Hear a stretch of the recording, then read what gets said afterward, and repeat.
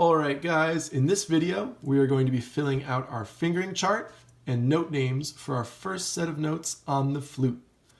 For each note we're going to start with our letter name, we're going to draw its picture on the staff where we would find it, and then finally fill out our fingering chart, which will tell us exactly which buttons to press on the flute. So we're going to start with our G here. This is our first note. For our picture on the staff, like everyone below it, we're going to start with our treble clef. To draw our treble clef, we draw a straight line from above the staff all the way down to the bottom line.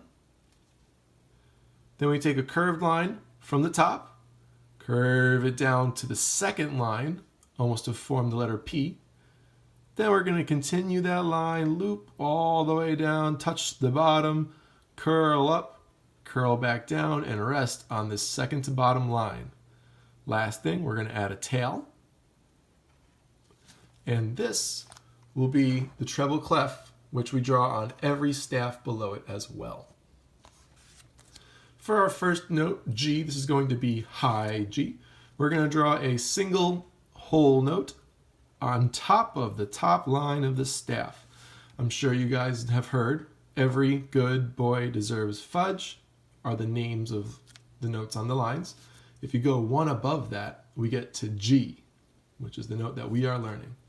So for our fingering chart, we are going to fill in first our long thumb key, which is this diamond shape, pencil broke, long diamond shape on the bottom. We'll fill that one in, along with our first 3 finger tone holes. When you pick up the flute, these are all going to be in your left hand, and they will be your pointer, middle, and ring fingers. So we are all set with our note name, picture, and fingering chart for our high G. Next, we're going to go to F. Start off again with that nice treble clef. Oh my goodness, this pencil is just going. A strong line down from the top, curve to the second line, keep going for a loop all the way around, and a tail on the bottom. If these don't look perfect at first, don't worry. We'll draw enough where they will end up looking just fine.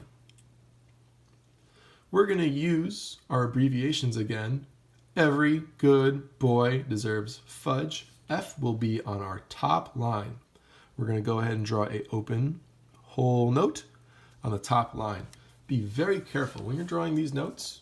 If the note is on a line, we want it to go above and below, but not touch any line other than the one that it is sitting right on. Okay.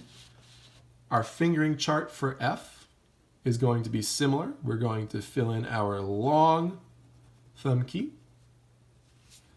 fill in our first 3 finger tone holes, just like G, but then we are going to add one more on the right set of tone holes.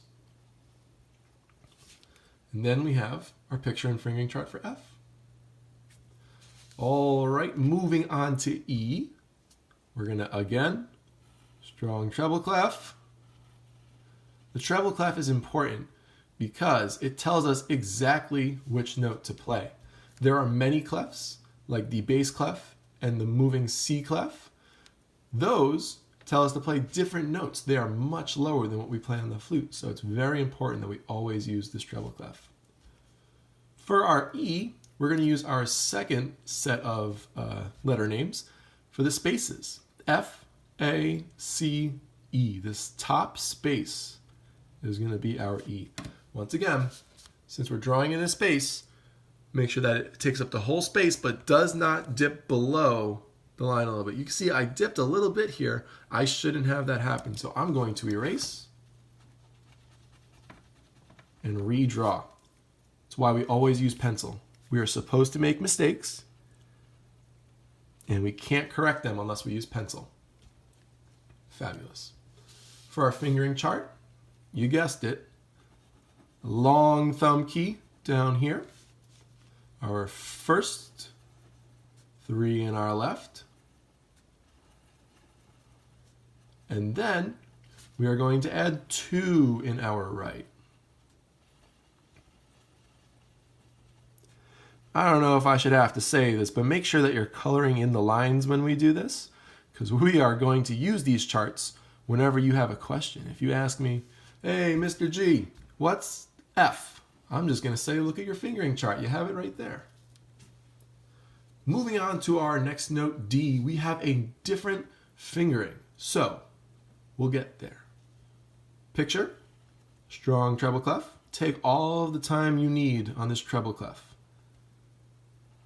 I've been doing these for years, so I can do it pretty quickly, but make sure you do it neatly, all right? For D, we're going to count from the bottom 1, 2, 3, 4 lines and draw our whole note. That is going to be D. Now moving on to our fingering chart. This is where it gets a little bit confusing. We're not going to fill in this first finger tone hole. We're going to do the second and third one, followed by all 3 in our right hand. Now, we're going to have to go back to our previous fingering charts. Also do this thumb key. Forgot about that one. Go back to your previous fingering charts. This sickle key at the end is called our pinky key. That is super important because of every note, except for D, is going to need this pinky key filled in and pressed down. So go back, fill it in for G, F, and E. We're going to fill in this pinky key. Something that just overlooked, no worries. As long as we record it now and write it down and fill it in, we won't forget in the future. But for D, we are not going to press that pinky down. It is just the second and third hole, all 3 in the right, and your thumb. All right, we're going to move on now to our C. You guessed it, another treble clef. The flute will never read in anything other than the treble clef. Our trombones, some of our baritones, our tuba, and a few other instruments read in bass clef, but not the flute. Our C is going to be 3 spaces from the bottom, so we're going to count 1, 2, 3, and draw a nice big whole note, being careful to stay in the lines. And then our C, very easy. We're going to get that pinky so we don't forget it again. And we're only going to press the first tone hole in our left hand. No thumb key, just our pinky and our pointer finger. Now, it might seem weird that you can hold up a flute using only this finger and this finger, but you're going to have this thumb in there, and the flute is going to be resting against your lips, so you will be able to hold on to it. Moving on to our next note, we're going to B.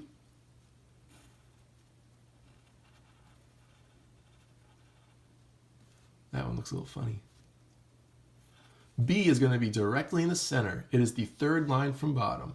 1, 2, 3.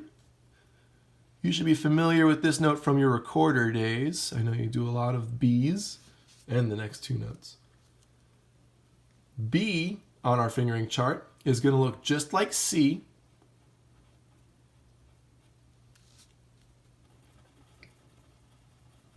But we are going to add this long thumb key. All right, so now we have thumb, pointer, and pinky, and we can hold the flute super comfortably. Going further down to A, we are going to go with a treble clef. There, I redeemed myself just a little bit. A is going to be 2nd space from the bottom. We're going to go 1, 2.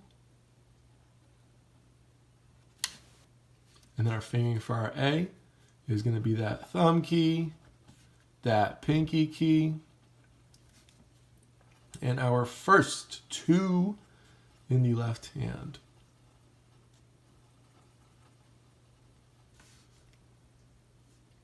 We are all set. All right, our final note on this fingering chart is going to be low G. All right, we have a treble clef as we've been drawing it. Low G is going to be the second line from the bottom, so we're going to count 1, 2. Nice strong whole note. Then we will finger it with our pinky, our long thumb, and our first 3 finger tone holes.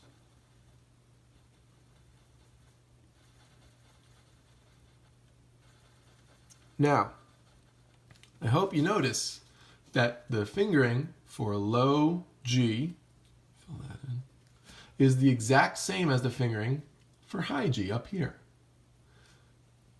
Low G is written down here on a line.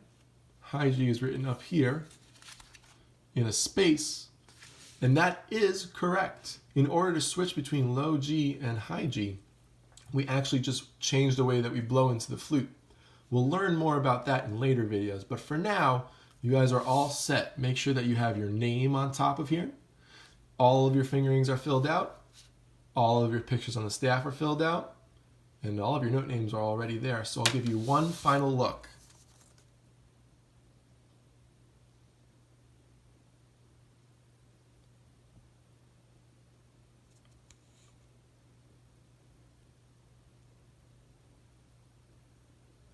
You guys should be all set.